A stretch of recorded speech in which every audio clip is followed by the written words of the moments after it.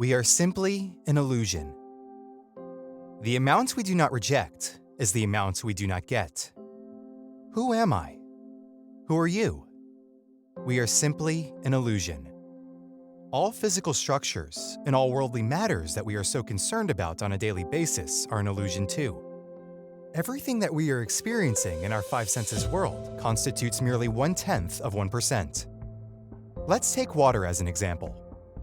Water, like any physical substance, consists of 99.99% of atoms. The remaining 1/10 of 1% is merely matter. So it's not water itself, which we claim, but atoms that make it so that life on Earth is possible. Our hand can go smoothly through the air because that 1/10 of 1% is missing, not being revealed.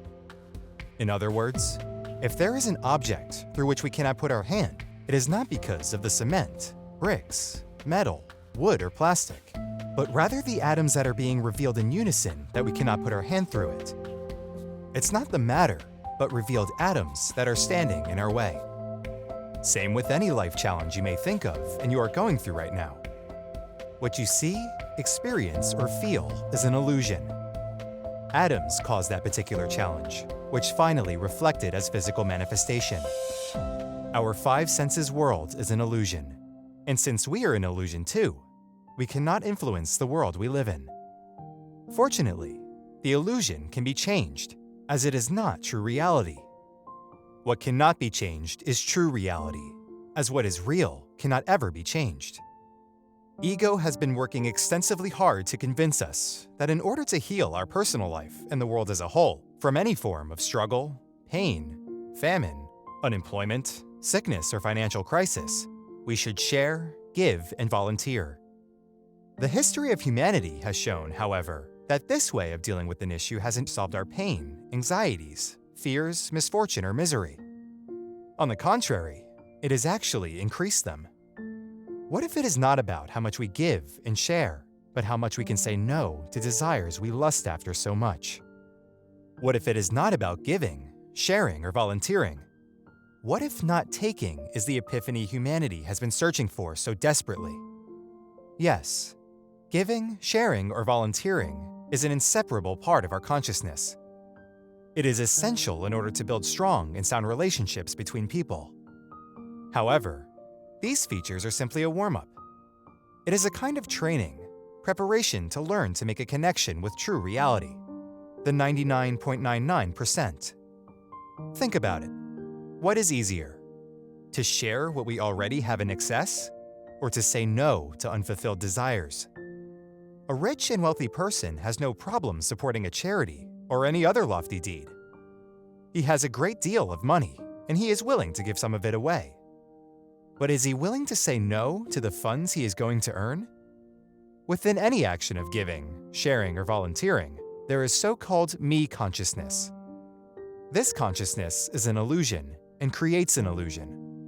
You see, if I forget you, and there is only me, there is no me, because in me there is only an illusion.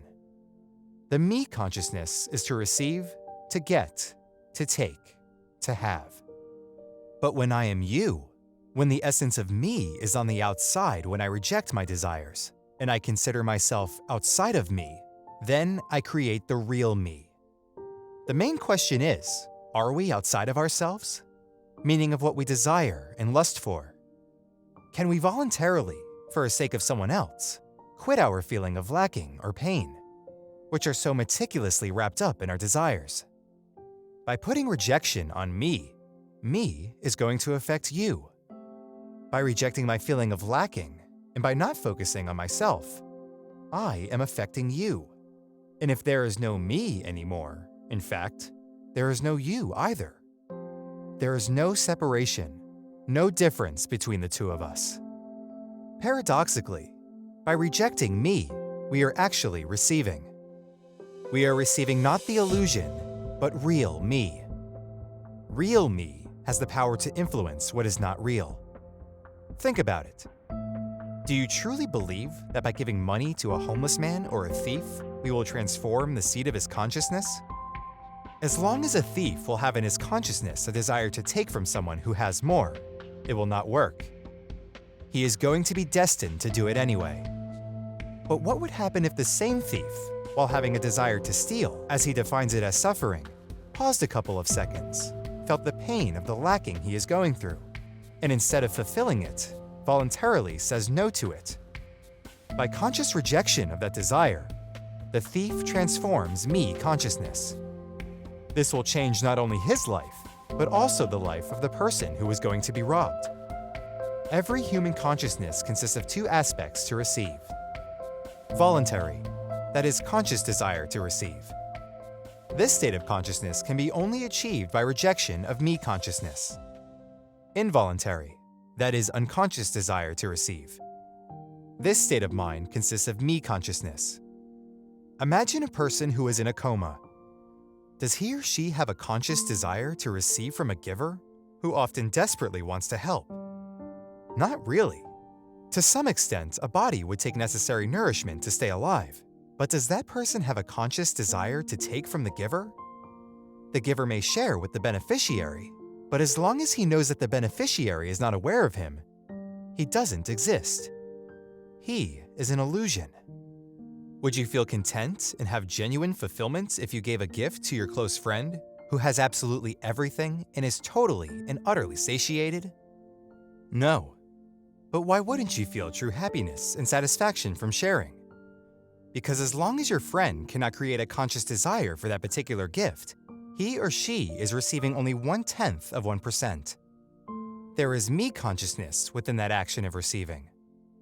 Therefore, you don't feel true connection between the two of you. Our consciousness constitutes a desire to receive and a desire to share. What would happen if we voluntarily eliminated that part of our consciousness which stands for a desire to receive? As a result, only one consciousness would stay with us, the desire to share. Yes, but this time, the desire to share, to give, to volunteer, wouldn't contain me consciousness. Me consciousness has been canceled and eliminated. Now we are ready to receive and to give.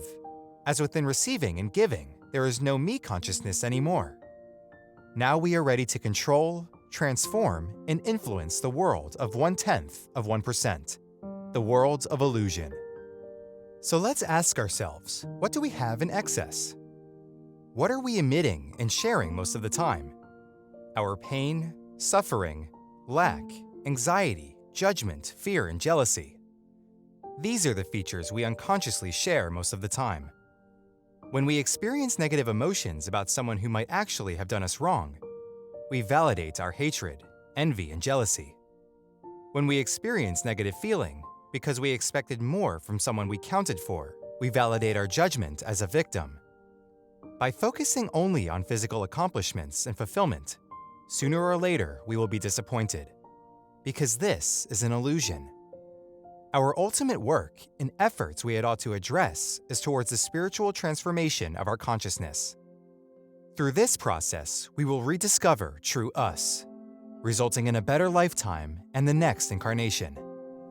In order to eliminate that illusionary part of me consciousness, we need our five senses world, including the life challenges and corrections that we encounter on a daily basis.